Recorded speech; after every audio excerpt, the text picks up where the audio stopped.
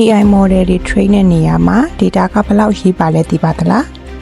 AI ဆိုတာသူ့အလိုလျောက်ငြိမ်းထက်မြက်လာတာမဟုတ်ပါဘူး data တွေကနေ AI ကိုဘယ်လိုစဉ်းစားရမလဲဆိုတာသင်ပေးတာပါ AI model တစ်ခုကအရေးအသွေးမြင့်ပြီးမတူကွဲပြားတဲ့ data တွေသာမရှိရင်အမှန်တကယ်အသုံးချတဲ့အချိန်မှာအလုံးမလုံးနိုင်ပါဘူး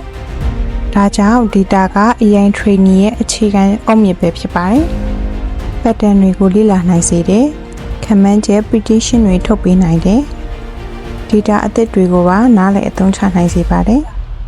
အချင်းချက်ပြောရရင် data မရှိရင် AI ဆိုတာလည်းရှိမလာပါဘူးဒါအပြင် data quality ကလည်း AI model တွေ train တဲ့နေရာမှာအလွန်အရေးပါပါတယ် AI model တစ်ခုမှာဘယ်လောက်ထိကောင်းမွန်တဲ့ algorithm တွေကိုသုံးထားပါစေထည့်သွင်းလိုက်တဲ့ data ကနည်းပါးလွန်းမယ်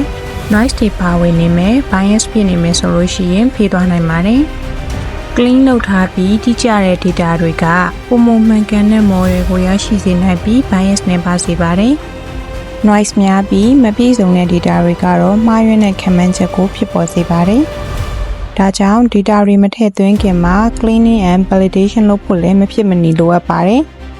quality ကောင်းတဲ့ data တွေကိုအသုံးပြုခြင်းအပြင် training တိုင်းပုံမြန်စေသလို train ပေးလိုက်တဲ့ model ကပိုယုံကြည်စိတ်ချရတာကြောင့်လက်တွေ့အသုံးချတဲ့အချိန်မှာအဆင်ပြေချုံးမွေပါလိမ့်မယ်